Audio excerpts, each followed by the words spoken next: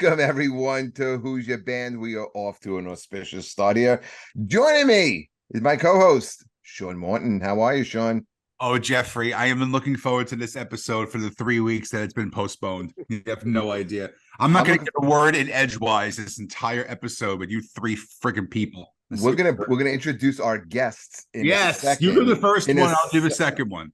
Okay, we're gonna do it in a second, but I just like to catch up to you for a second. Okay, sure.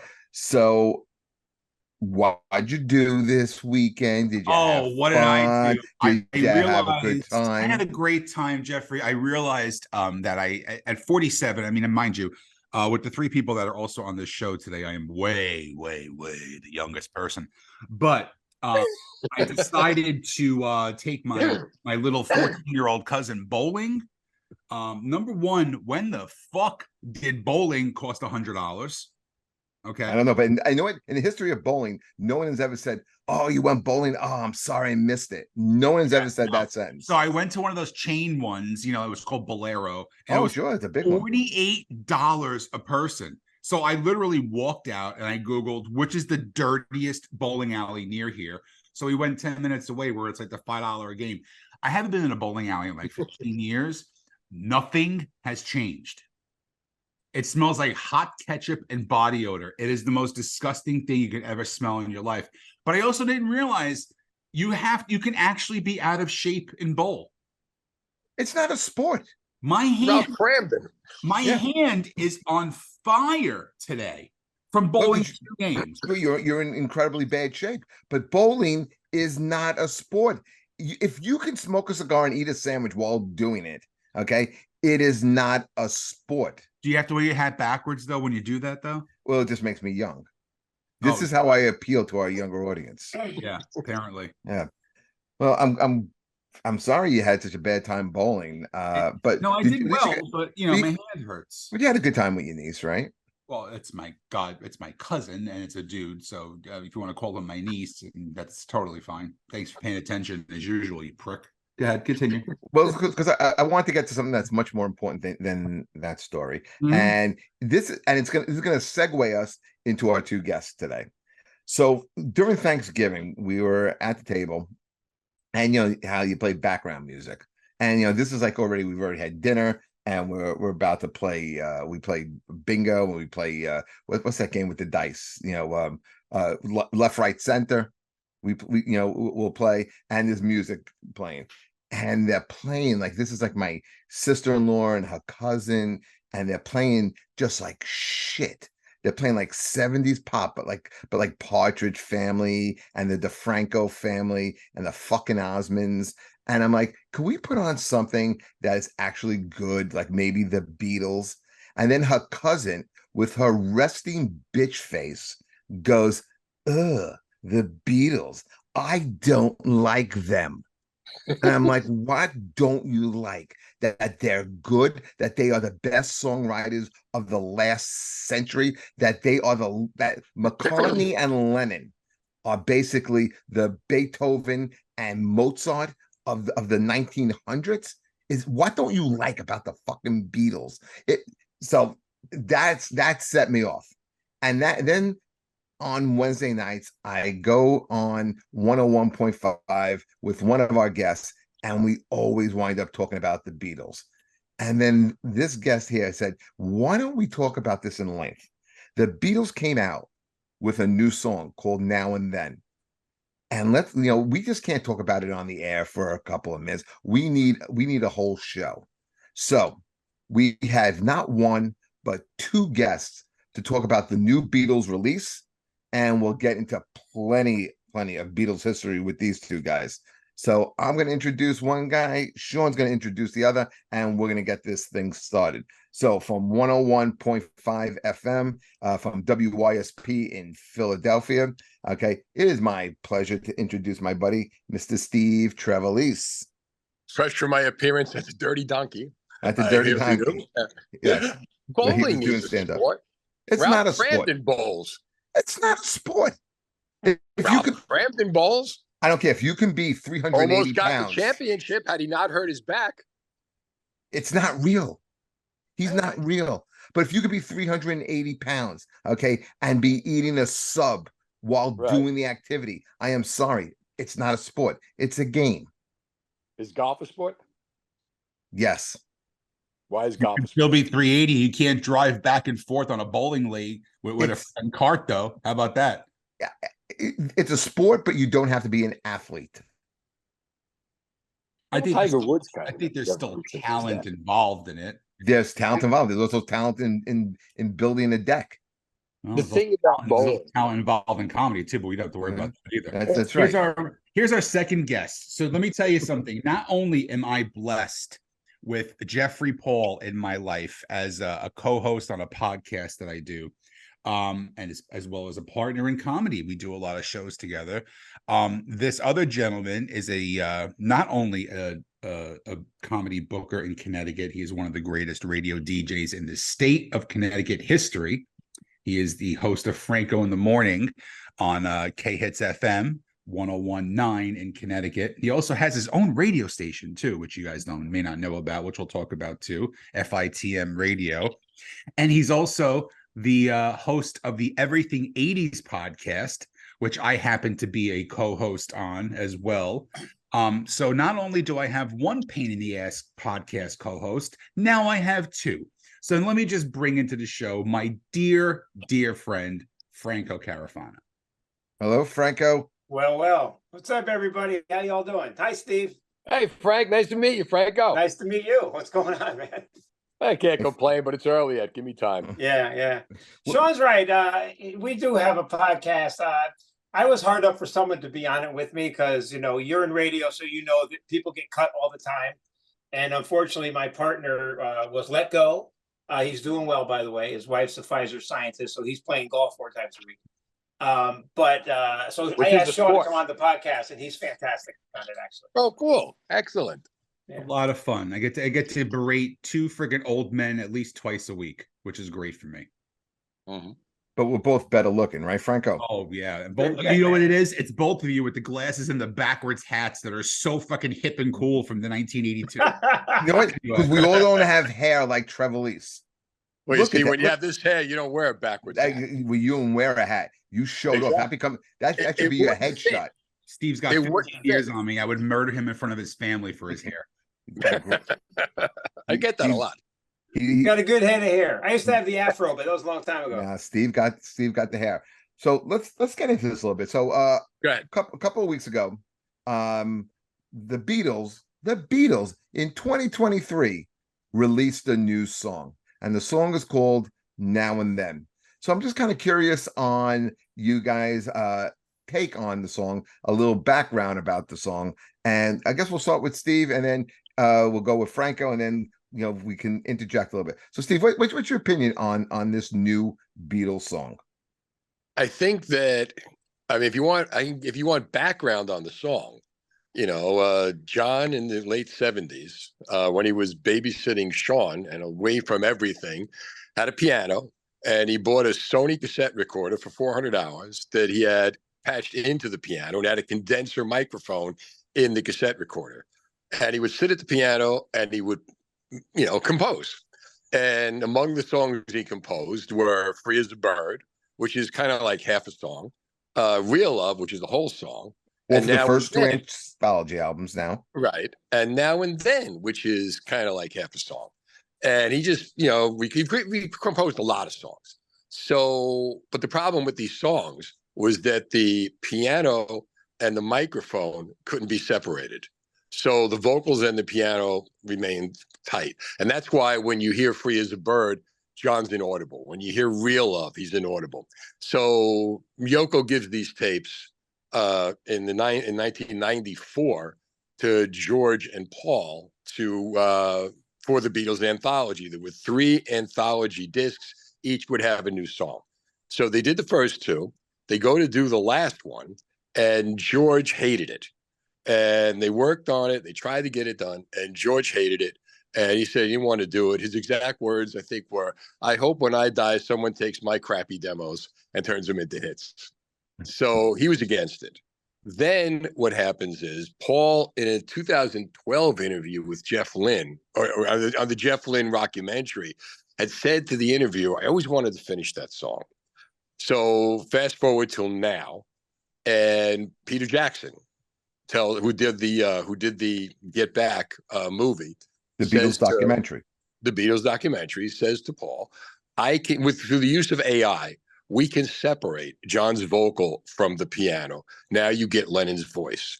So now Lennon, they took the tape. So Paul takes it. Harrison had started to, he started to work on it, but he never finished it because he was done with it.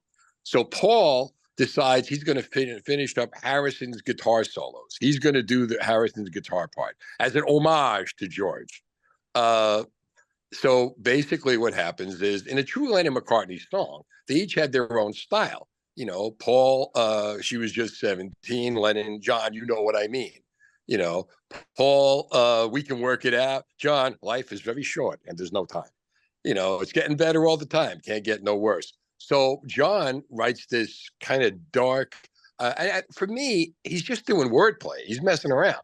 But then Paul and Jeff Lynne and Ringo, and they take what George started and Paul finishes, and they turn it into this nice, lushy song, which I will bet my life that if John were alive today and George were alive today, they never would have let it out. But it's a nice song. It's not up to the Beatles standards. Now, we argued about this last Wednesday night, and I took a different opinion on it. I thought that they would like it because it is not the same song that was fooled around with back in the 70s. It's a different song. But we'll never know if that's the direction. That's the thing. We'll never know. I'm just saying, if you compare it to what the Beatles did, is it the standard of a Beatles song?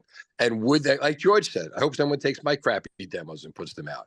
So basically what happens here, I think when it came time for the video, they go to Peter Jackson. Can you do the video? The video makes the song because the video will make you cry. It's hard to watch it without crying. And the idea, well, it's kind of like Johnny. It's kind of like the Johnny Cash "Hurt" video. No, if you don't cry during that, you don't have a soul. Oh yeah, but I mean, especially when you know the whole backstory to it. Well, as far as the idea, like with Peter Jackson, when they asked him to do it, Jackson said, "I'm not going to do this song. I'm not going to do this video and just put a bunch of Beatle pictures behind the song. If you can get me them actually working on this song, I'll do it." And mysteriously, what shows up? They actually have John and Paul working on Now and Then, and that begins the video. And then the way he did it, by bringing in, by putting the actual Beatles in the video, superimposing it, almost like a Disney video, it's what makes you cry. And he had said he had gotten Danny Harrison and told him, he said, "Look, we're going to do this ending, and it's designed to make you cry." And he told Danny what it was, and Danny cried. Okay, hold on one second, Steve. I'm very curious now to hear Franco's take on this song and what we were talking about. Would Harrison and John have liked the song the way it's composed today? What's your take on this, Franco? Well, first, Steve couldn't have put it better. I mean, the history of what he just said, spot on. He nailed it. The song's been around for a while. And the fact that John and Paul played off each other, we all know how well they did. Day in the Life's a great example of that, which could be the greatest Beatles song recorded. I feel guilty as a huge Beatles fan, that I'm not moved by the song, and I could have done without it. And here's why. I thought that the raw demo, the emotion, and John just sitting there with the piano and doing the song, that's kind of what I've always liked.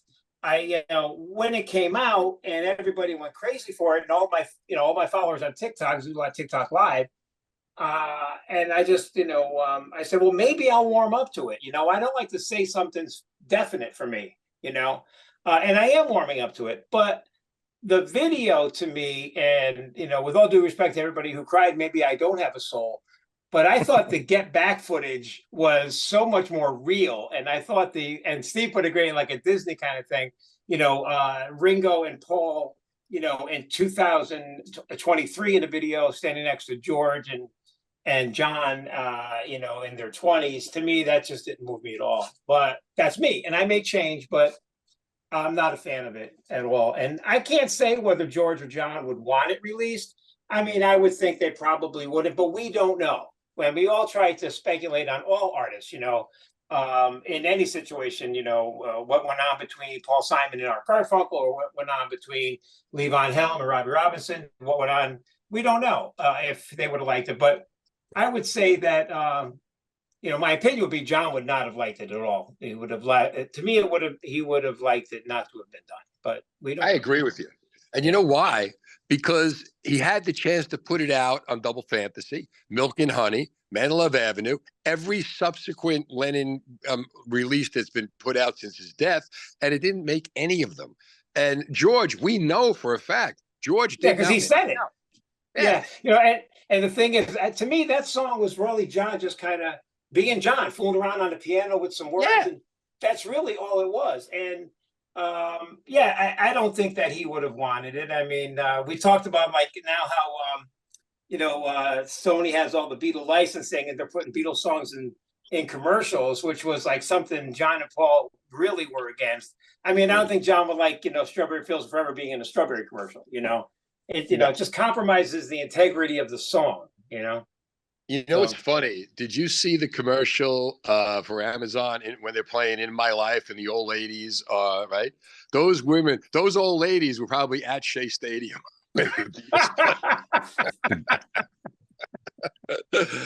but you're so right. And the thing is that, John would have never put it out. And there was an interview with George that was done in 1987 on 60 Minutes, I think it was.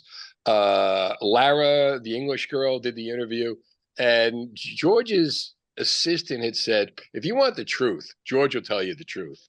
Ringo will go along with anything. John's not here, and Paul's going to tell you the way he sees it. He rewrites history. You never know what Paul's going to say. But you're right. I saw that interview. Remember?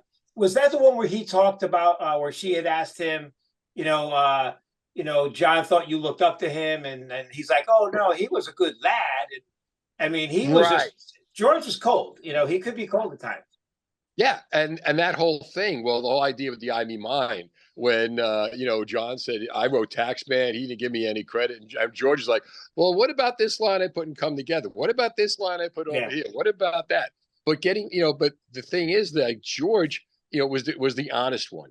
And he specifically said, because he could have taken the money, he could have easily let the song out, but he knew it wasn't up to Beatles standards. Right. And like, as far as the video goes, the idea that, it reminded you by putting them in, just being, just messing around, having fun, seeing the old footage reminded me of like why I loved them in the first place. Yeah, because I probably would have loved that had there not been a Peter Jackson Get Back. Right. Had I not seen that and watched that 100 times. Yeah, and the oddity of it is like, here you got John looking out into the ocean, and he sees the four Beatles, and suddenly 80-year-old Paul is harmonizing with 27-year-old John Lennon. It's kind of schmaltzy. The ending, when they go back in time all the way, that's the part that will break people up. And that's what they said they were going to do. But I mean, it's just a really, it's like I said, it's a nice little capsule. But as far as like, if the Beatles had gotten together and said, we've got to come up with a new song, then John would have said, let's write a new song. And George you're right. I don't think anyone was expecting that to be a standard of a Beatles song. I mean, it probably would have never even been a B-side of a Beatles song. But anything that gets a new generation to discover the Beatles music, like one of the things I like, and I'm going to go off topic, Sean, because I do that, especially this time of night when my meds are wearing off. The movie yesterday I thought was fantastic for one reason. It introduced a whole new audience to the Beatles music. Yeah, across the universe. Now, whether you liked it or not, or schmaltzy, as you say, you use that word. I think when he ran into John, in that movie, that's what moved me. When he saw the older John, I thought that was me too. Yeah. And Across the Universe, remember that one? Yeah. They always, every couple of years, okay, now there are 3 Beatles albums out. They always spike every couple of years to keep, to renew their audience, to keep their audience, and to introduce a new audience. You're going to know this guy's name. I'm not good at remembering stuff. Sean will point out over and over again how old I am. The one-man show that Yoko endorses, the one-man John Lennon show, you had to have seen that. No?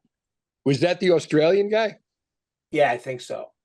There was a show that I saw on Broadway. I've got a picture with the guy. I can't remember. Yeah, it was on Broadway. It's one-man show, and Yoko endorsed it. No, it wasn't. It was off Broadway. But the idea was old John Lennon. The whole idea of the show, your life flashes before you when you die. Yeah. Well, the idea is that it opens with John. He's older now. He's got black jeans, black leather coat, gray hair, and he's kind of telling his story. And he's like, he walks outside and he says, "This guy's been watching me. I don't know what's going on here." And No, then he that's not the one I saw. goes into his whole life, and it ends with, Yeah. you autograph the album, and then it ends with him dying. But the whole premise of the show is that when when you're dying, your whole life flashes before you. And this was kind of like, and these two guys came from Australia, and they were no, really this good. isn't the one then. I wish I could remember because there was one guy, and he did a one-man show right up until the point of 1980, and then the stage just went dark, and that's how it ended very tastefully. Yeah, but I'll get that to you. The guy's name, I'll look it up. It's an awesome show. Did you ever see the Let It Be show where they get together for John's 40th birthday party? And it's amazing. Okay. They get together in 1980 for John's 40th birthday, and they do a concert at that point. And in the show, there are a lot of songs that we never, that we did on our own that we never got to do together. And they do Imagine, and they end with While My Guitar Gently Weeps. It was at the Hard Rock, and I'll send you the info. It's an amazing show. Yeah. But the thing is, like, with that much creativity, it's great that it's out there. It's great that there's product, but I really believe that if they were going to do a song, they'd have done a much better job. Right. Well, John even said that in not so many words in several interviews, years ago. He goes, well, maybe we'd get together if we all felt jazzed and we went into the studio and we had new ideas. So he wasn't even thinking of that song. And when he was asked that stuff. Well, the thing that he said, he goes, if we ever got together, it wouldn't be the Beatles getting together. It would be John Lennon, Paul McCartney, George Harrison, and Ringo Starr. 4 guys coming from their lives coming into a room. Yeah. The Beatles, in fact, there was, I saw this on Facebook last week. I showed it to Jeff, where Zach Starkey was hanging out with Sean Lennon. And people were talking about, McCartney's son plays bass and Danny Harrison. And what if they got together? And he said, and I forget who it was. I think it was Zach who said, I forget the actual quote, but he goes, well, yeah, if we spent, a couple of years sleeping in roach-infested mattresses in Hamburg by ourselves, then maybe we could do that. But because we were all very rich and we lived in mansions and we had servants, no, we would never do that. That would never be the Beatles. No, it would ruin the legacy. I wouldn't mind. About a year ago, Julian, either on Facebook or his website, put a picture of him and Sean standing in front of a stage, and he said, thinking about it. And I thought that'd be kind of cool if they went out and did a couple shows, just the two of them. Yeah. I think that would be cool. But Beatles, all the kids, no. No, and you know what? I was going to mention that to you. That would be a great idea because the two of them could do it. They're tied together. Imagine the harmonies and all that. It would be amazing. But here's something else. Now that we've got AI, I interviewed the Smithereens last week, Jim Babjack, and I asked him, "What do you think of the song?" And he said, "We've got a lot of outtakes of Patanasio that we could now go back into the studio. We're thinking about, recutting songs." And I had Glenn Burtnick on the show. Glenn played for Styx and ELO, and he said that this guy puts on he does entire concerts of Beatle albums, bringing in full orchestras to reproduce the White Album, Abbey Road. He's a Beatle fanatic. And he says, think about this. What if they were, John always said that they were at their best when they were in Hamburg. Now, do you remember, Franco, an album in 1977 called Live at the Star? No, I don't. Live at the Star.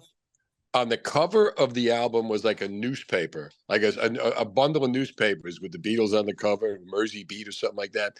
But it was basically the Live at the Star Club in Hamburg, and it was a recording of the Beatles playing there. Now, it sucks. The quality sucks because it's recorded in a club.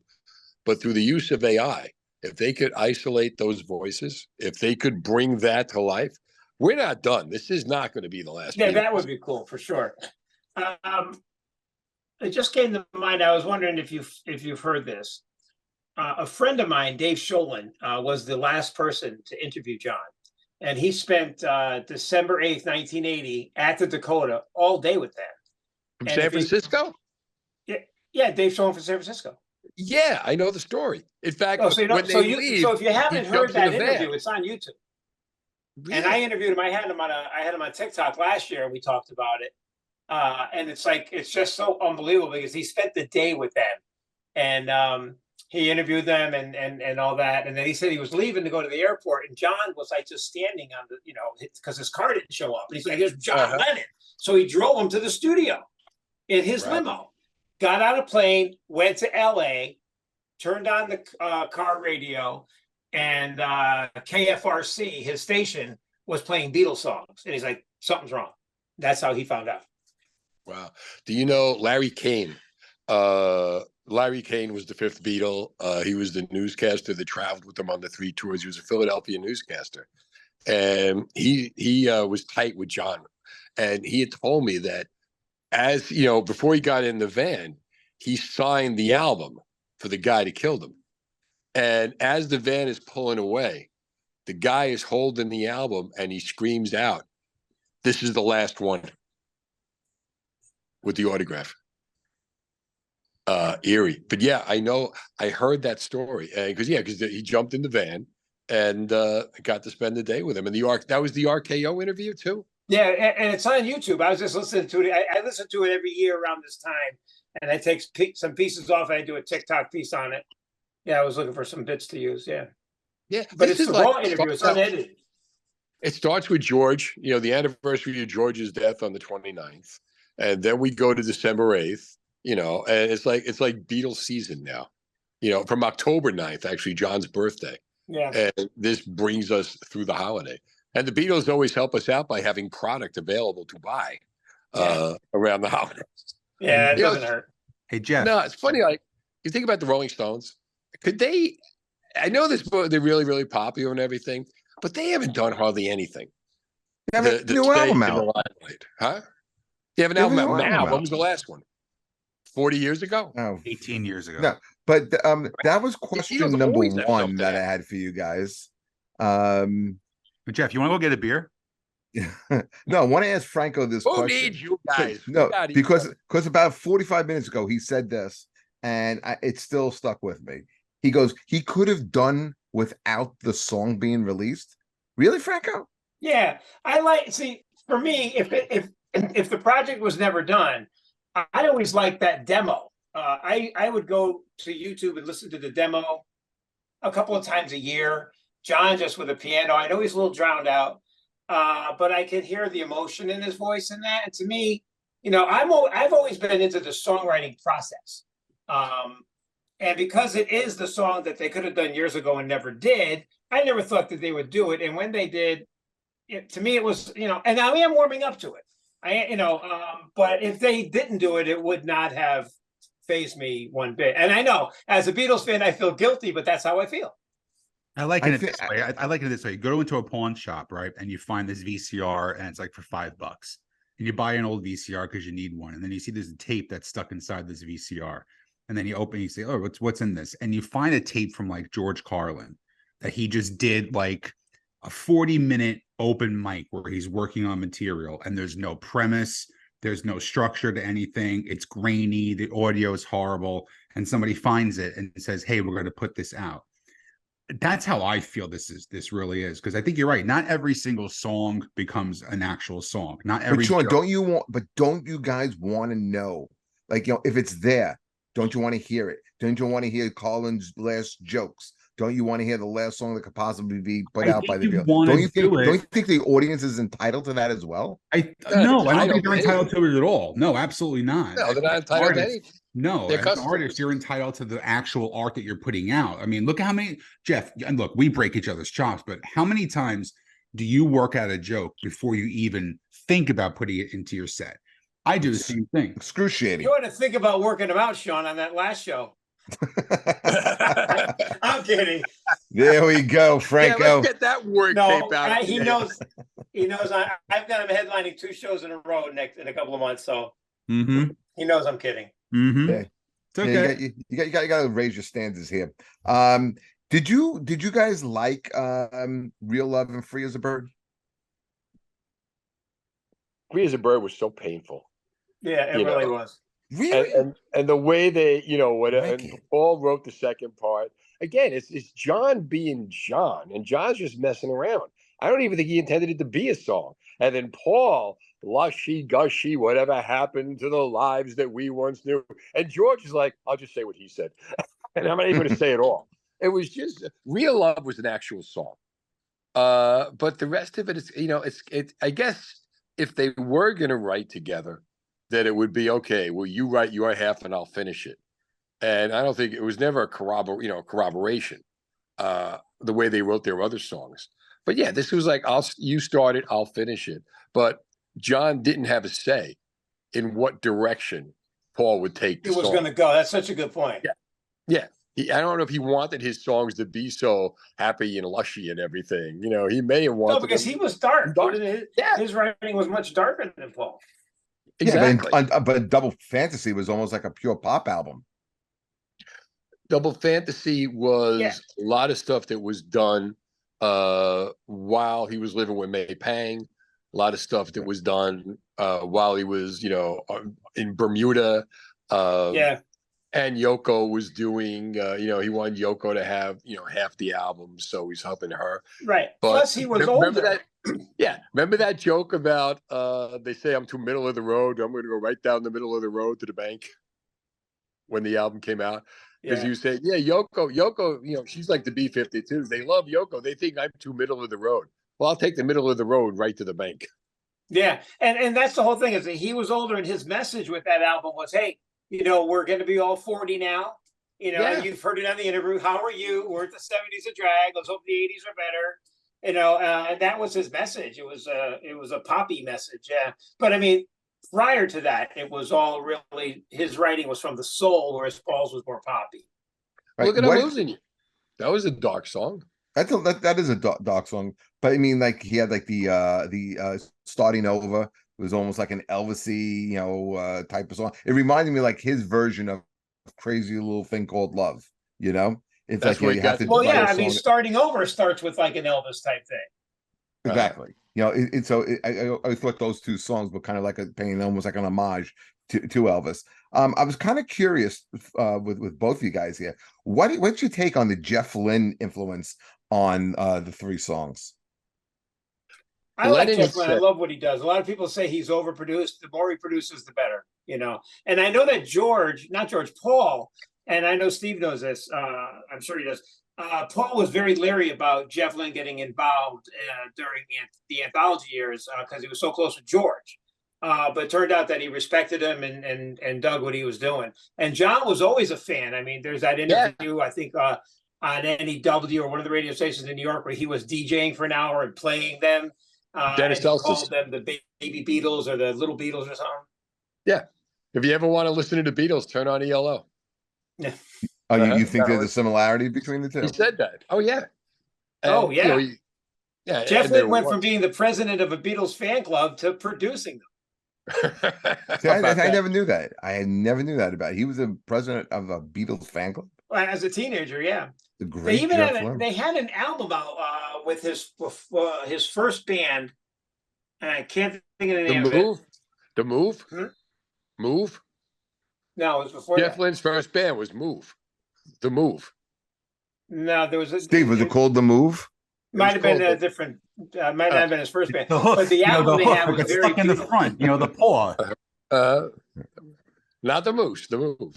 The Move. Yes, Jeff Lynne's first band. I love Jeff Lynne. I'm a huge fan of ELO. Did you ever see the documentary with him, with everybody that was in it? All the Beatles, Tom Petty, I think Bob Dylan. There was that was where Paul had mentioned that he wanted to finish off Now and Then. It was done in like 2012. And I mean, this Jeff Lynne documentary he has in his house, he has his guitar on all day long. And he just walks around his house. His whole house is wired for sound so that he can get different sounds in each room to record on. I mean, he has a guitar on all day? all day. He walks around with his guitar and just goes room to room playing his songs. That's Isn't funny. that a little bit of an egomaniac thing, though, if you think about it? Well, you'd think there'd be more albums that have been released for a guy. Or good music, you know? Right? I don't know. So I like now and then. I think the music itself is beautiful. I think the piano part is beautiful. I think the vocal is kind of droning. I think that takes me out of it a little bit. But I think, listen, for a Beatles song, yeah, it's not in the top 50. Okay, but by songs that are released today, I mean, it's as good, if not better, than anything that's released today. It is you hate it that much, son? Dude, you know what it is? I'm a big fan of. You don't like the Beatles, though. I love the Beatles. Number one, he loves the Beatles. No, Abbey Road sign. Franco, he does not Franco, like the Beatles. That Abbey Road sign that is sitting behind Franco's large, gigantic, bulbous head actually came from my office, which I gave to him. So yes, I'm a huge Beatles fan. I appreciate. Oh, so because why'd you give him the sign? Yeah, why'd you give him the sign? Because he's a fanatic, and you know, if it meant him actually not talking about the Beatles for 3 seconds, that would shut him up. Yes, that's why I gave it to him. I'm a big fan of actually hearing stuff posthumously. You know, like I know I'm a huge Prince fan. I mean, I think everybody knows the story. Prince recorded 400 to 500 songs that are fully recorded, mastered, everything that were sitting in a vault. He can release a new album every year until the end of time, and it's going to be a perfectly written album. I love a band called Pantera. Pantera is one of the biggest heavy metal bands of our generation. They put out one of the biggest heavy metal albums on it, Vulgar Display of Power, and there was a song that they never released. 2 of the guys died. They decided to release the song. It's not a demo. It's not, you know, horrible lyrics. It's not, you know, muffled out guitars. It's a perfectly recorded studio version that was just sitting in a vault and was never released. I think it's a very big difference between trying to get the art out and getting a cash grab. And that's how I see as the Beatles song is. It's just being that's a great. Do you guys see this song as a cash grab, or do you see this song as like, look, I see it as Paul staying in the limelight. I see it as Paul. You know, I love Paul, but I see it as Paul. Here's something else that, you know, we could be talking about the Beatles. We can talk about what I'm doing. Preserving the legacy. Why a cash grab? How much does he have? $1 billion? Yeah, he only need. How much more new stuff could they put out, though? What else? Don't kid yourself. Don't kid yourself. They could go, like I said, they could get that live with AI, and they could. I'd be interested in that. That I'd be interested in. I think a live album of the Beatles playing Hamburg would sell through the roof. I don't think anybody understands how scary and destructive AI could actually be. Or how you despise AI. I do. Depending on how you use it. The problem with it, if you use AI right, AI will save you a lot of time. The problem is that all that time you're going to be saving is going to be filled with more things to do. Right? The internet enabled us to do so much more than we ever could have done. But now that we have it, we have to do so much more than we ever could have done. AI will do the same thing, you know, and especially now, like that you can in music and in comedy or whatever, you can separate things. You can be more creative, and you could even create stuff that doesn't even exist. But that's the scary part. Yeah, you're going. I want you both to think of this, though. Okay, now you're both the radio guys. You have maybe combined 60 years of radio experience. I mean, and that's an amazing number when you think about it. They technically don't ever have to pay you 1 cent more to be a radio DJ, because all of the vocals that you guys have on tape for the last 30 years, they could put out a Steve and Franco show every day for 3 hours, and you guys would never step into a studio and record it. It would all be AI sound clips of things that you have said before, and you guys cannot get paid 1 cent because of it. No, it's public domain. Yeah, that's public domain. They've been doing that anyway. When you think about it, if Casey Kasem's top 40 continues to run, right? It's on Sirius. How about Casey's outtakes? But they're just ponderous, man. It's ponderous. It's ponderous, but it's just replays. I think when you're talking about the age of information and the internet, okay, yeah, I mean AI can do a lot of things, but you know what it's done to us as people? we're not free thinkers. We're told what to think. We're told who to vote for. No, you make the decision on that. I'm not told what to think. I decide. I'm talking in general terms. I'm not talking about you in particular, Steve. I'm talking in general terms too. Each individual makes the decision of they want to think, be a free thinker, or they want to be told what to think. I think we're lazy. I think we're lazy thinkers. I think not everybody. I think it's not everybody. A lot of people are big listeners. You listen. Yeah. I think most. If you, I don't know. I watch a lot of clips. I watch a lot of stuff that's on the news, and you just hear people. Know what they do? They're headline readers, and they just spewed out other people's talking points. And God forbid that anyone should have an opinion that varies. It seems like we just love to scream into an echo chamber and are afraid to have an opinion, because you know what? Cancel culture is a real thing, and it's a dangerous thing. Well, depending on, again, if we have this many people, you have influencers who will tell people what to think. So if you want to get your message out, you have to put it in a sound bite that they will be able to digest. I did updates on the Howard Stern show from 1986 to 95. And Howard had never come to Philadelphia. So I got all the morning show appearances. And I go out and I do the appearances. And every morning, when he put that morning zoo guy out of business, he came to Philly. DeBella. I work with John. That was the parade, the whole thing. I was part of the radio. What happened? That whole story is horrible. Oh, I know. But while it was happening, I'd go out and they would do the news at 9 o'clock. One of the best Stern shows ever. Picture this: Howard Stern, Richard Belzer, Sam Kinison, and Andrew Dice Clay are around the table doing the news. Now I'm thinking to myself that day in my office, going, man, if you're DeBella, what Who song are you going to play right now? What funny parody are you going to do right now? But the thing is, when I would go to these appearances, or when I'd be in the gym or whatever, and we talk, and people want to talk to me about, the news. What do you think of this? What do you think of that? I'd say, what do you think? And they would spit back to me exactly word for word what Howard said at 9 o'clock that morning. And that was to be, talk about an influencer. Now we've got kids who want to grow up to be influencers. And what are they influencing with? The same stuff that we grew up with, the same stuff that we know. So, I mean, it's just like when you say people want to be told what to think, that's good for us because we're the guys that tell them what to think. It's on us to give them the right, the right way of thinking. No, that's really not true. On TikTok, there's so many Gen Z that are out there with 2-3 million followers that are giving political views, social views, all kinds of stuff. Right, but they're influencing their generation. This is why I say that my generation is not listening to me. No, my generation is the last good generation. You know why? Because we also you're part of our generation. I'm at the end of I'm at the very end of this whole Gen X thing. You got to realize, from people who are 46 to 55 is more of the Gen X kind of thing, and right. I'm at the very tail end of it. I remember the time when not everybody's opinion meant a fucking thing. I don't need to hear the guy who's the bagger at Walmart telling me why Biden is the greatest president in the world, and on the other end, the guy who's putting the avocados away is telling me, no, you're wrong. Trump's the greatest guy on the planet.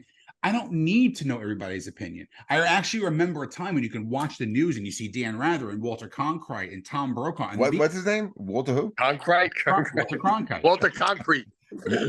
Did the edible just kick in? I haven't even smoked yet. It's right here. I haven't even done it yet. It was being very. I liked when I didn't know who my father was voting for.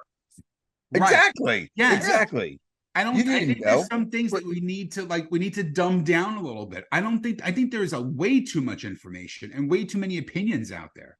Well, I agree with you, but again, it's just it's out there, and it's the land. It's what we're dealing with. So if this is what we're dealing with, and we're in the business of getting people to listen, getting people to be influenced, getting people to be interested, they're buying into our opinion. This is an opinion. Our opinions of the Beatles. This is their opinion, our opinion. People are buying into our opinion. So it's just, people are now interested in an opinion. And there are so many people out there willing to give their opinion, but you decide how much of it you want to listen to. And you decide which opinions you're going to buy into. So I'm curious about you guys with this opinion then. Okay. I don't think, like, I think all of us, the four people on this show, I think music is a huge part of our lives, right? Sure. Okay. I think growing up, we all kind of like waited for like Tuesdays for the new music to be released and be able to go to the store and buy something. And this generation will never feel that way. Why is it, at least it's my opinion, I don't think that this generation emphasizes music as important as we do. Do you agree or disagree with that? I agree. Have you seen the numbers Taylor Swift is putting up?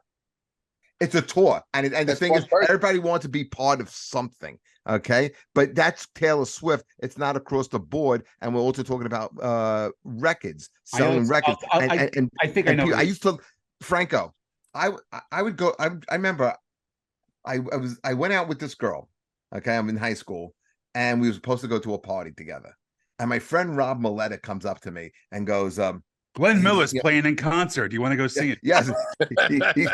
he said, hey, Bach is touring with Morton. No, he goes, listen, Cheap Trick. I got Cheap Trick tickets for tonight. Are you in? I'm like, fuck yeah. I mean, I learned how to play the drums, to live at Budokan. I'm definitely going. I don't even show to the party. I don't call the girl. I'm just too excited. Monday comes and I'm like, if she asks me about this, which she's going to, I'm just going to tell her I went to go see Cheap Trick. Okay. So she's like, hey, what happened to you on Saturday night? I was like, Rob got us Cheap Trick tickets. She goes, yeah, but you were supposed to be at the party. I was like, did you hear what I said? I went to see Cheap Trick. She immediately breaks up with me. Okay. And then I mean, but that's what music meant to me. I would go. And you had to find another Cheap Trick. No, I'd go to parties and I would sit there and talk to girls about oh fuck, Ozzy left Sabbath. I don't know what this new guy is gonna sound like. I mean, but this is why music meant to me. You're right. They're not that passionate about it. I get it. I agree with that. I'll tell you exactly what it is. I'll tell you exactly what it is. I'm cutting Franco off here. I'm telling social media, because they have social media. I was gonna say, because Sean is so young, he could identify with today's. It's a simpler time. We all lived in a very simpler time when it was television that you had. And I heard this phrase the other day when we were talking about TV, and it said, I think it was a Dark Side of the Comedy, which is a great series. Great series. Yeah. What is that, on Vice? Yeah. And they were saying how when you were watching television, you had to make an appointment with people to sit down and watch television. And that stuck in the brain. So think of it as a very simpler time. You had certain channels that you can watch. It was not a tremendous amount of cable. 2, 4, and 7. 2, 4, 7. When 5 came around, forget it. That was it.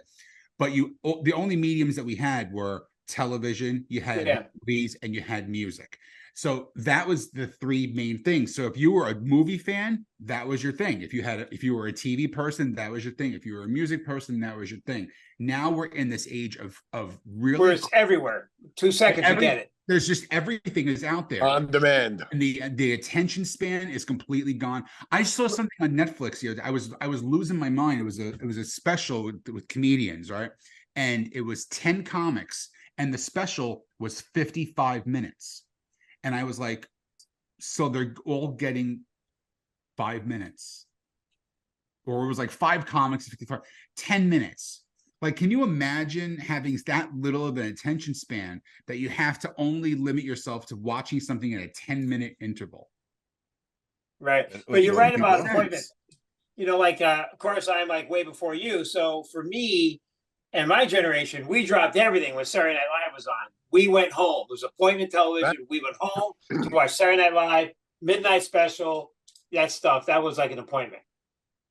And The Odd Couple was an appointment. More out of it. I think we got more out of it. I think there's things that we remember more from that era too. Like Midnight Special was on Friday nights, I think. Right. Yeah. After rock concert. What was after SNL?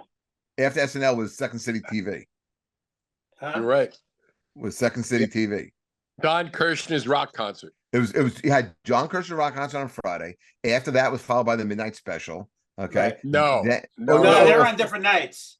No, Carson was on Friday, followed by the Midnight Special, and then on Saturday was and ABC had in concert. Kirshner was on Saturday night after, I think, Saturday Night Live. Was that on Channel 9? No, Kirshner was on. For me, it was 4 NBC, but NBC. That was Kirshner after Mickey Dolenz almost kicked his ass at a Monkees meeting. Oh, really? Well, he picked all the songs. Oh, yeah. That's the one thing about the Monkees. How are they not in the Rock and Roll Hall of Fame? That's another debate for another podcast. Because Exactly. Set that one up, I think boys. you know where I'm going. Set that one up. We want to know. After the Guess Who gets in. There you go. Yeah, that's another one. 2 podcasts. Well, I'll tell you, how about since we're on this topic, the guy I used to crusade for Pat Benatar. Now I think my guy is going to be Peter Frampton. How's he not in? Right. Yeah.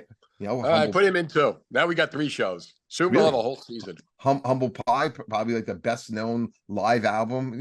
That I would say that and Kiss Alive are probably the 2 biggest live albums. Would you say? Because we're too busy putting Dolly Parton in. Even she don't know why she's in it. Yeah, but she was smart enough to cash in on it. She is a national treasure. Did you hear the record? But she's not a rock and roller. But put her in the country hall of fame. Do you at least respect the fact that she actually said, "I am not a rock and roll artist, so if I have to go into the Hall of Fame, I'll go and do an album." Yes, no, I love that. I love that like too. Dolly Parton. I'm not trying to put. I'm not putting her down, but I agree that she was smart. Sean, I would respect her for doing that. On a different note here, since we're on Dolly Parton, I just want to throw this out there, okay, and just say yes or no. A 77 Dolly Parton or a 36-year-old Lizzo? Where you going? Well, since that was the last time, Dolly Parton at 77, wearing the same outfit that a Dallas Cowboy cheerleader wore when they won the Super Bowl, kind of works out, right? Because she hasn't changed a bit. And I go 36-year-old. No, but I wanted to say this about the Rock and Roll Hall of Fame, Sean. This comes up on my TikTok all the time. And they'll say, well, that's not rock and roll. That's not rock and roll. The Rock and Roll Hall of Fame, Ahmet Erdogan should have named it the Music Hall of Fame, because since the second class, is Sam Cooke rock and roll? No, he's soul.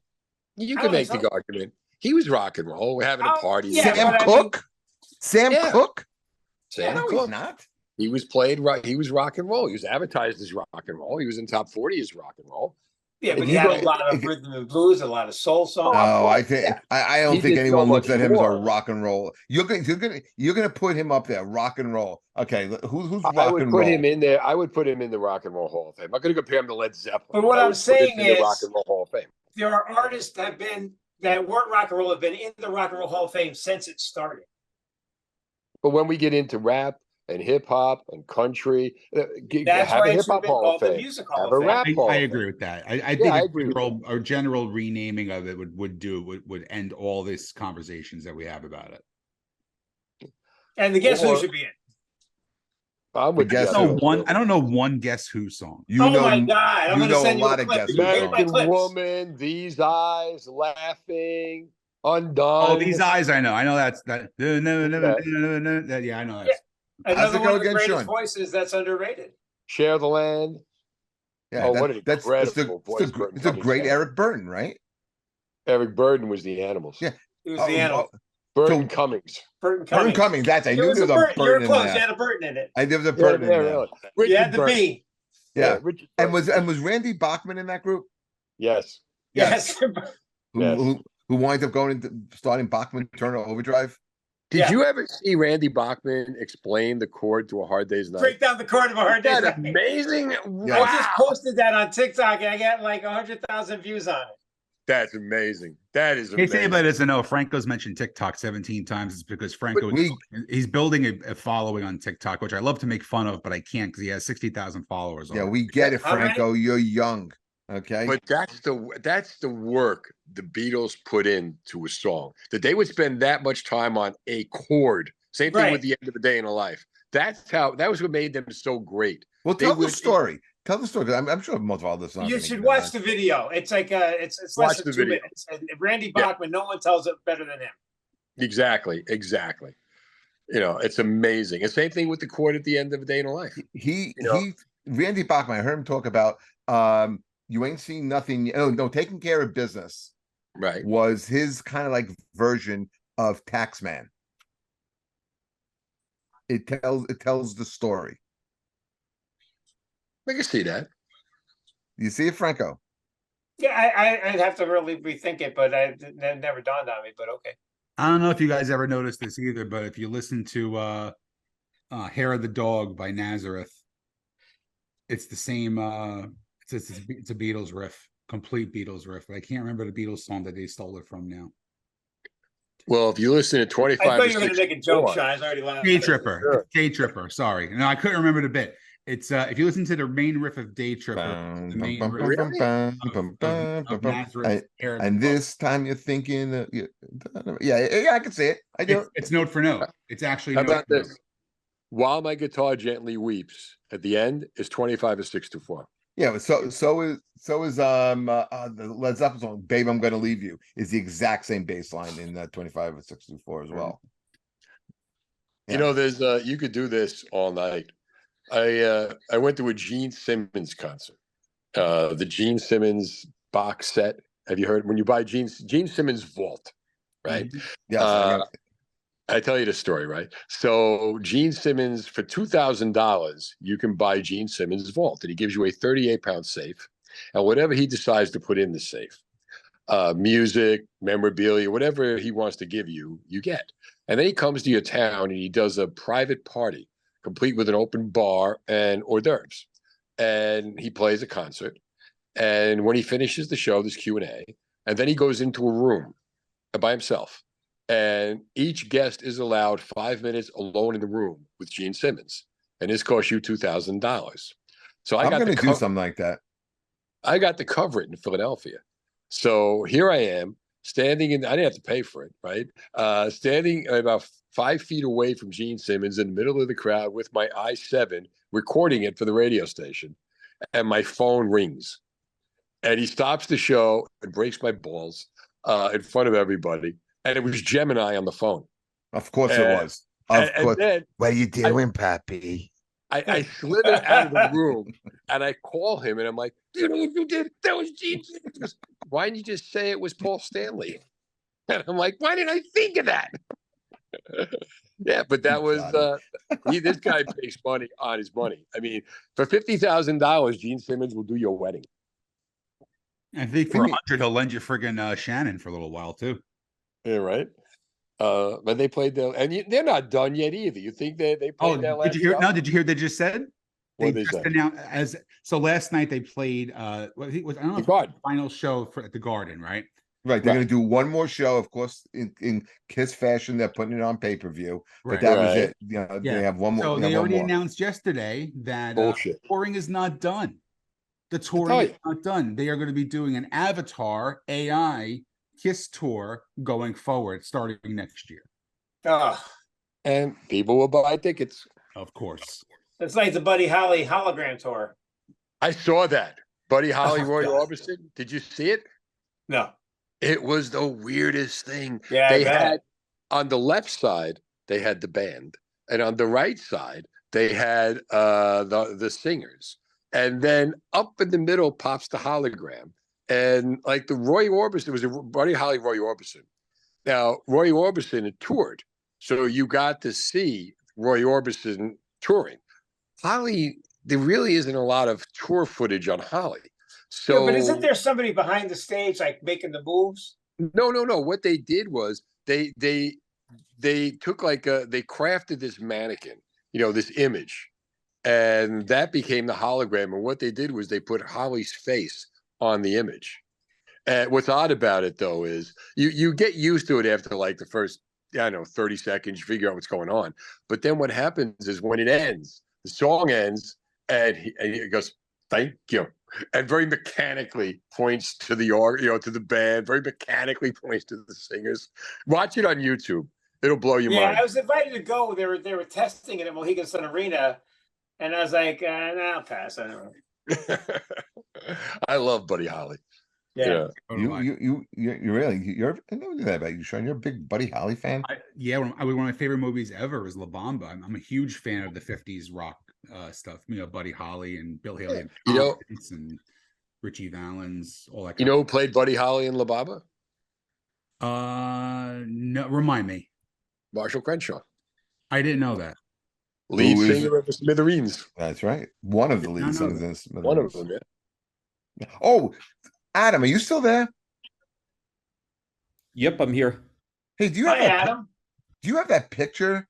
Oh yeah, I got the picture. Yeah, let's throw up the picture for a second, if we can. Yeah, the picture's gonna look great on Spotify, dopey. Well, people watch us on. Second. We have people watch us on YouTube because Steve brought up an interesting point. Steve He did, yes. Yes, he went to go see the Smithereens last Friday night. Right. Okay, and did you like the Smithereens? They were great. You they're good. They're good. You saw them with Robin Wilson. So with Robin. Yeah. Oh, there we go. The picture. Okay, now there's Steve Trevelise. Hey, Okay, it's my buddy Chris Swendeman right there. There you go. and he's at this. Sean, you're the young guy of the group. You can see real good. What kind of shirt is Steve wearing? Spinal Tap, New Jersey. That's right. What shirt isn't he wearing? He's not wearing a Smithereen shirt.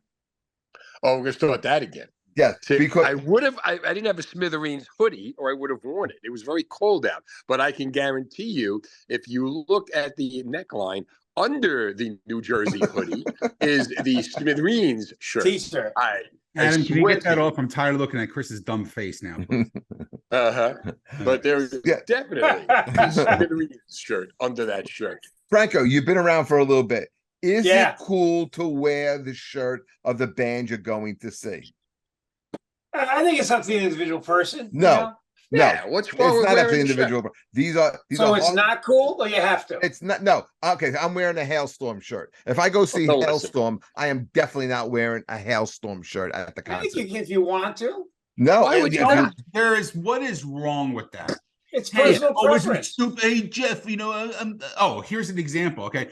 Jeff likes to play fantasy baseball where he goes away and spends $26,000 to pretend he's a Met. But anyway, that's another story in itself. when you go to a Met game, do you wear a Mets jersey, or is that not the cool thing to do? No, you Shut do. up. You do because up. it's the same different. thing. You're cheering on the team. It's the It's same an allegiance to the You're team. But when you cheering go for to the band that you when you wanna go to see. it's too much. You're a nerd Oh, if no. you wear the band shirt. You're There's a only nerd if you You wear know it. what this came from? This came from the fucking Wayne's World movie. You It did not come from the American Wayne's shirt World. to American. That's exactly not where it came from. No, This you wise got generation the doesn't reference listen to wrong. music. It's not that. They don't know what to wear. Bullshit. Wear whatever No. the fuck you want. No. Yeah. So if you go see, like, I went By to go the way, when I met the Smithereens backstage after it, you know what they said to me? Nice Where's shirt. Jeff? Nice Yeah, shirt. they did. Right after where's Jeff? Nice shirt. Because you're wearing the Smithereen shirt. You know, they actually gave me the shirt, but it's still. Yeah, but I mean that's if you're going to be the guy who's going to suck up to the band. I'm not that We're not guy. sucking up to No. the band. Okay, so Steve, I went to go see like Queen. The band. I go see if Queen. if I go to a Beatle convention, I wear a Beatles shirt. We're talking about the Beatles right now, right? Franco, you wearing a Beatles shirt? That's okay. He's not at the concert. But when I went to go see Queen, Well, if you I went wore to the concert, I Steve, expect I was you to at the wear- concert. when I went. I called this studio the Cavern, but I wasn't there. See? But there's not a band in front of you. When I went to go see Queen, I wore an Aerosmith shirt. That's what Why do you you do. think it's a bad thing? Do you think the band gets insulted? Very- if they no, see no, the Beatles on You your look chest? like a fanboy. It looks like you Steve, like you're It so. just comes down to him being a moron. That's all. I'm not a more. No, Agreed. it's Agreed. no. It's Now you see what I got to everyone- live with on Wednesday everyone night. who's gone to concerts knows you don't wear the shirt of the With band. everyone who's gone to concerts. They make an announcement before the show. You Ladies should and put gentlemen, this anyone wearing the shirt of the band, please leave. for Wednesday. You Right. should put this up on Twitter, and this should be the poll. Is it okay to wear the shirt of the band you're going to see? I'd love I'll to put see it what on the audience TikTok. says. I mentioned it again. Let me Put it ask, on what TikTok. about everybody who dressed like Madonna? Do you have a What's Madonna TikTok channel, concert? They all Franco? dress like Where can we find your TikTok channel? that. No, what about Madonna? When everybody dressed up like Madonna? When you go to the concert, they sell the But shirt. If you buy little the shirt, girls put the do shirt that. on. We Is that wouldn't bad? do that. I'm not gonna. What? Okay, so who am I going to see? We're gonna go see a Sabbath band. I'm not gonna wear a Sabbath shirt. Why I'm not not? gonna wear- It's not cool. it's not cool. What are you It's on the not cool. Fonzarelli? I'll wear my Metallica shirt. I'll wear maybe I'll wear like a Pantera Yeah. shirt. Here's Okay? the worst part about it. This is the worst part. You're actually planning out a fucking outfit for a concert that grown men are going to a month from now. And I'm you think thinking it's about what I'm gonna horrible wear. that you're wearing a Sabbath shirt to a Sabbath Right. show? Now You you're don't Make sure you iron it. No, you don't do that. You don't do it. I'll give you this, I Sean. mean, wear my Before you were Maiden shirt. born, before Sean was born, I got out of a cab in front of Madison Square Garden, bought my Led Zeppelin shirt, put it on, and went into the show. Good move. Good move. You go. And to I don't think I could fit in that anymore. See, Franco, you Why get do it they wrong. sell You the buy the shirts at the shirt and then you wear it concerts the you can't next wear 'em? day. Oh, you That way people can say to you, hey, did you go to the concert? And you go, yeah, I Wait a did. minute. Why do they sell the shirts at the concert if you're not supposed to wear them? You gonna spend the money on the shirt, carry it around? We were at Joan Jett. I bought my granddaughter, well, her mom bought my granddaughter a Joan Jett shirt. 9 years old. She put the Joan Jett shirt on over what she had, and we went in. You know, there you throw the go. rules out. With little kids, you throw the rules out. You heard Oh, little kids. Oh, so it's a rule now. The World Yeah. According to Garp. You ever hear the same movie, The World According to Garp? This is I the saw World the According, movie. That's a the World rule. According to Dope. This is exactly the the same world thing. according to dope. But everyone, Adam, weigh in here. Do you wear the shirt? You go to a lot of concerts. Adam will even go see Wet Leg. Okay. Do you wear the shirt of the band you're going to see? No. Nope. I probably haven't, to be honest with Thank you. you. Since Led Zeppelin. Thank you. I I probably would. haven't. It doesn't mean I I have. wouldn't. If I have the Or shirt I of the would band, judge I'm going somebody to who see, I'll did. wear the shirt. Especially if it's a local band. That I'm shows going- support. Jeff and I are going to see Zach Sabbath, which is Zach Wilde, Ozzy's guitar player, who is doing his Black Sabbath tribute band. Now, just to piss Jeff off, I'm going to wear my Black Sabbath flannel with my Zach Wilde shirt underneath it. And I'm wearing There you it go. open. Worst. Now I you're wanna planning see an him. outfit. I want to Love see it. stroke out in front Right? of me is what I You want. just said he can't plan an outfit. You just did. Okay. That's Here's totally another. fine. Here's another thing that you don't do. Okay, so say today, like you go see the Jets and the Falcons. Okay, you don't My go son to you don't go to the game wearing a Steelers jersey Why not? because you don't do that. You know how lame that looks. What? 'Cause You're you go to showing the game, world, you're telling the world you're a Let's Steelers go. fan. Don't stay home and watch the Steelers game. You either wear a Falcons jersey, you wear If a I get Jet invited jersey, to or you don't wear any other football team. You don't go to the game and wear the jersey of a team that's not playing. Where are you getting this from? I did You know how that. many These are Eagle games I've been rules. to wearing Giant jerseys? It's the same rules. Like I when was you in the chew, Eagle you chew with your broadcast mouth booth closed. wearing a Okay, Giant you open the door for a lady. Okay, these are society's rules. You throw out these What? rules, society falls apart. You open the door for a lady wearing a band shirt? No, You think society falls apart by that, or a 60-year-old man wearing a backwards fucking hat? I took it off for you.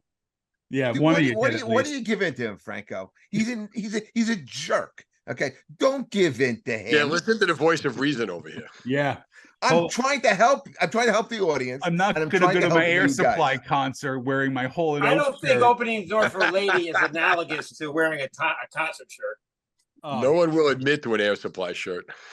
Jeff has 3. I Trust tried to. I I've like seen, Air Supply. I've seen them a couple times. I tried to buy one, and they were out of them. Air Supply. Yes, I love Air Supply. On that They can note, love that and nothing at all. Yeah, really. On that note, why don't you, I want you to do the closing thing, Jeff, but I have something very important I want to say afterwards. So I'm going to close the show with my important announcement. Okay. Okay. Go ahead. Listen, we thank you guys. Really, just want any plugs. Where could people find and listen to you, Steve? And where could people find and listen to you, Franco? I got a TikTok channel. No, I'm kidding. New Jersey 101.5. I want to get a tick one now. New Jersey 101.5 on Mondays and Wednesdays. WIP on Friday and Saturday overnights. Catch a Rising Star every Friday night. And whatever else I could fit in around that. And how Please, can people find you though? At Real Steve Trev. At And Real I'm Steve. on Facebook. There you go. And how about you, Franco? All right, I'm on mornings at 100.9 K Hits FM, which is in Connecticut. What So you part can of listen Connecticut? online at bighitsbigfun.com, where you find us online. Towards Mohegan. I have I have an internet radio station. It's called the letters FITM Radio. And I play the music on there that is analogous to what I talk about on my TikTok channel, which is where you'll find me most of the time at Franco in the morning. All right, Sean, you want to take us home? Hey, Sean's great got a big meeting you, closing Franco. out there. I Good do to want meet to you, say, Steve. so today's a big day. Not only is it Ozzy's 75th birthday, I do want to say a big thank you to all three people on this show. No, this is not me saying a goodbye or anything like that. Steve is a great person in the comedy community. He doesn't get enough credit. He is very gracious to let all the comics in New Jersey come onto his radio show. He's done it for me a bunch of times when I wanted to promote something. So I want to give a big thank you to you, Franco, as well. Just love breaking your balls almost as much as Jeff. I think I do Jeff a little more, but you are a very close second. The comedy world is full of a bunch of bullshit people, and Franco is by far the best booker that I work for. And I don't even consider him a booker anymore. I actually consider him a good friend. So it's on record now. You can throw it in my face whenever you want, blah, blah, blah. The reason I'm getting a little sentimental and introspective, I don't even know if Jeff realizes this, but today is the 4-year anniversary that me and Jeff started doing this podcast. Nice. Today was, yes, 4 years ago today. We went into our $1 million studio in Secaucus. We had a great studio. Interviewing our dear friend Chris Johnston, who in the 4 years now is the official opener for all of the Impractical Jokers all over the country. So How about that? yeah, so he's a great guy. Steve, I'm sure you know him as well. Yeah. So yeah, 4 years. We have done over 150 maybe episodes or whatever. It is a great time all the time. We don't always have the best guests. Today was an exception. We had 2 great guests today. We didn't have to do any of the fucking talking, which makes me a lot happier, especially when I have to hear Jeff's dumb voice all the time. So thank you both for coming on and taking over the episode. It was great. There is definitely another 100 episodes in us without even a question. And I hate saying this, but you're a good man, Jeff. Thank you, Sean. Here's the thing, right? Is like, if we miss a week, then I have to give Sean a call because I don't get a chance to talk to him because our schedules are so different. So I have to talk to him. I have to get him on the phone and talk, even if it's about nothing. Even if it's about nothing. It usually is just dumb shit. But listen, I had this idea for the show, and I only had one person in mind who I think would have done. I wanted to do this with, someone who had the passion for music with like me, someone who is also a comedian, so we could kind of make it funny, and someone who has like different opinions. You don't want to be with someone who's the exact same person as you. I think I say this with you all the time on Wednesdays, Steve. It's like when we disagree, that's when I think that some of the great radio comes out. You know, like Frankie Valli. Yes, we're gonna get into that. We got another hour. That's another show. I'm out of time, man. And the morning DJs go to bed at this time of night. Yeah. And I want to catch a little bit of this. Who's playing tonight? The Chiefs? Chiefs in Green Bay. Yeah, I'd like to see a little bit of that. I think Green Bay could wind up winning that game. But also, I have been brutal today on my picks. I think I went 1 for 4. Maybe you were wearing your Jets jersey when you made your Jets picks, and that was the problem. I stay away from the Jets. I can't take them anymore. They're not wrap it up, asshole. Let's go. All right, listen. We will catch you next week. I want to thank Steve Trevelise. I want to thank Franco in the morning. Yeah. You guys are great. This show was everything I thought it was going to be. You guys are awesome. Steve, I'll see you on Wednesday. Adam is in Utah and he's producing this show for us. Good job, Adam. Way to go, Adam. Good job. Franco, I'll talk to you next Friday morning when you cancel our podcast again. He's a good man. All right, guys, we will catch you next week and keep subscribing, follow us, and we'll catch you next time. Thank you, everybody.